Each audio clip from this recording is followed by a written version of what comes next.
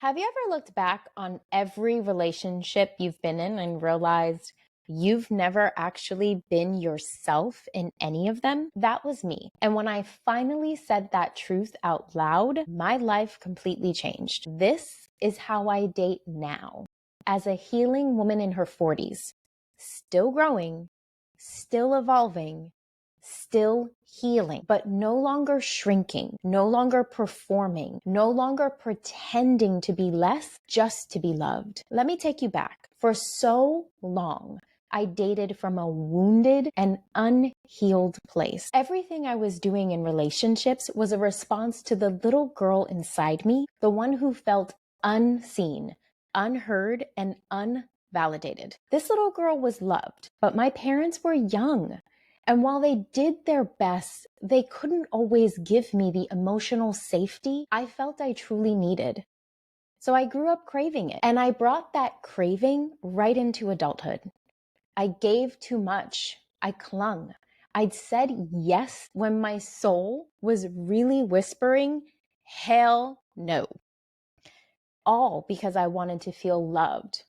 All because I wanted to feel chosen. And I'll be honest, I even married a man who wasn't right for me. Not because he was bad, but because I didn't know who I was when I married him. When I finally saw the pattern, how I kept molding myself to fit into someone else's idea of what they wanted, I was devastated because I wasn't just losing relationships, I was losing myself. So I did something radical, very radical at the time, something I hadn't done in my whole adult life as a self-proclaimed serial monogamist. I chose to be single.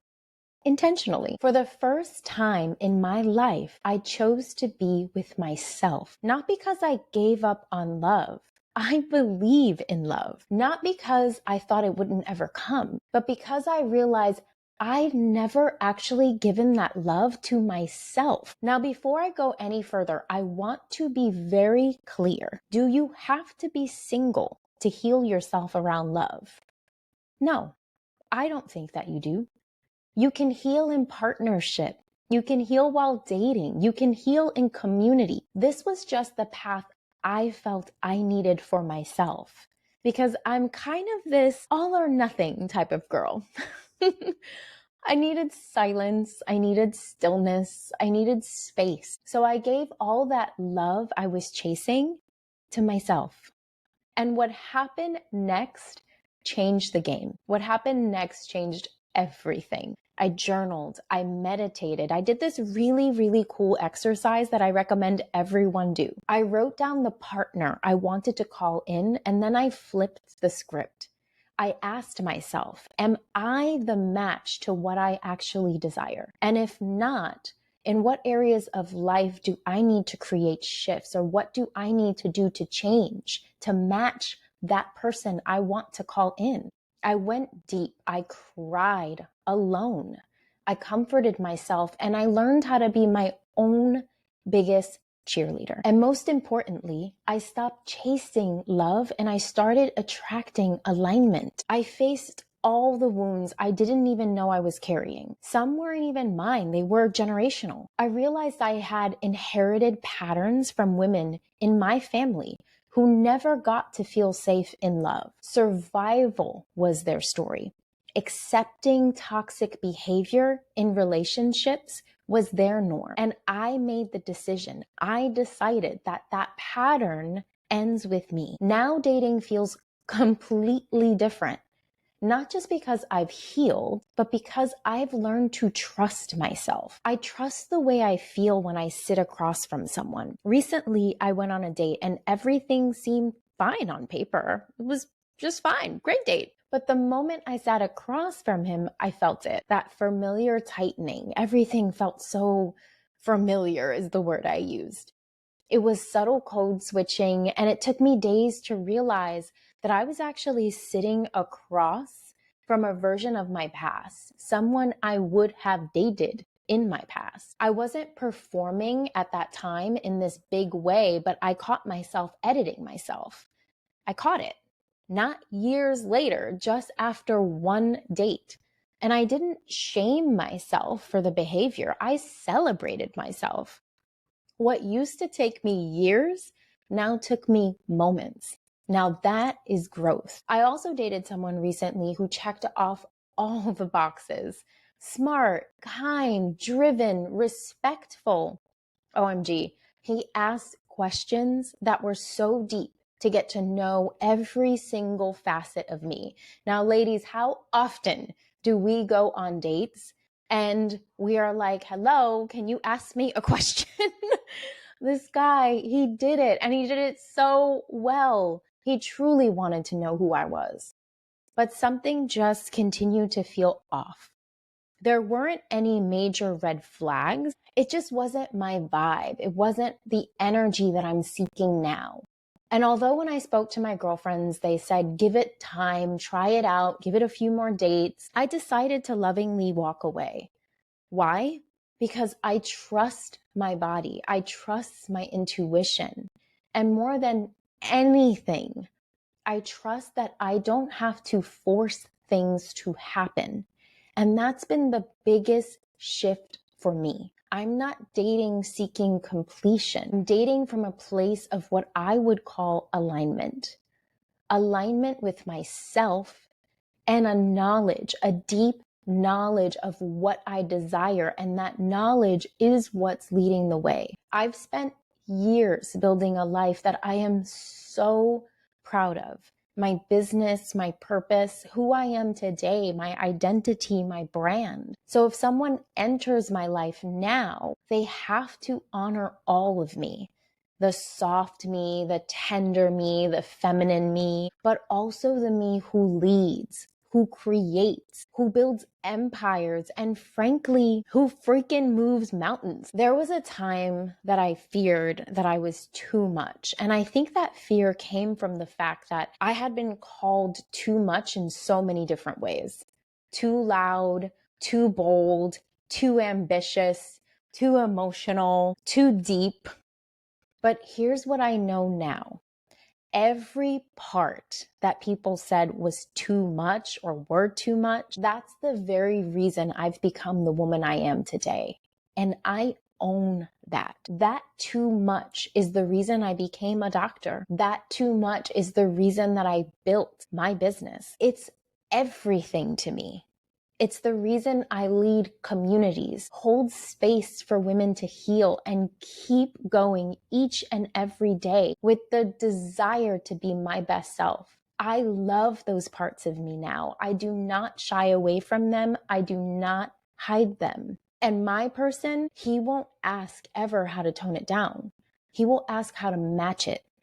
Because the woman I am today, she is not here to be softened. She's here to be seen. Now I'm dating with discernment, with joy, with trust, with the full knowing that I am not too much. I am finally me. And listen, I am going to be so brutally honest with you. I am still human. There are days I crave someone to share this life with. And yes, there are days that I feel lonely, but I no longer believe I have to choose between settling to be with someone to calm that loneliness or staying single. I'm prepared for partnership, real partnership. I want someone who sees my courage and honors it. And I want to give that love right back to this magical human. So yes, I'm dating. I somehow get asked that question in various forms a lot, but I'm not dating like I used to. This is how I date now as a healing woman in her 40s.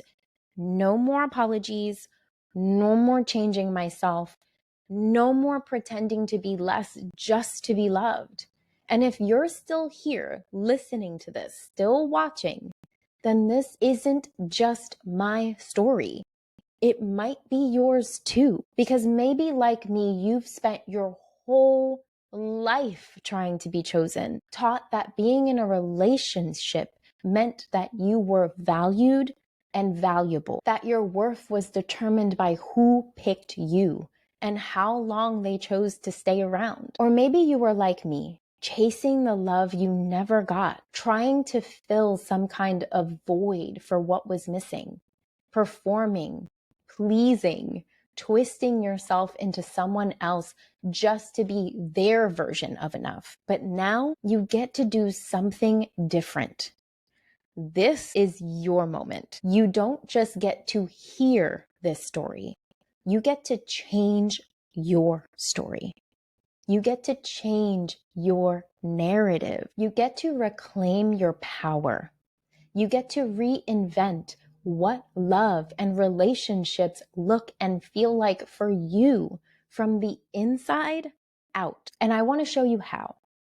One of the most powerful things I did on this healing journey of love was writing an actual love letter to myself. Now, that might sound corny or cheesy, but this was so incredibly powerful. It wasn't the sweet kind of love letter. It wasn't fluffy.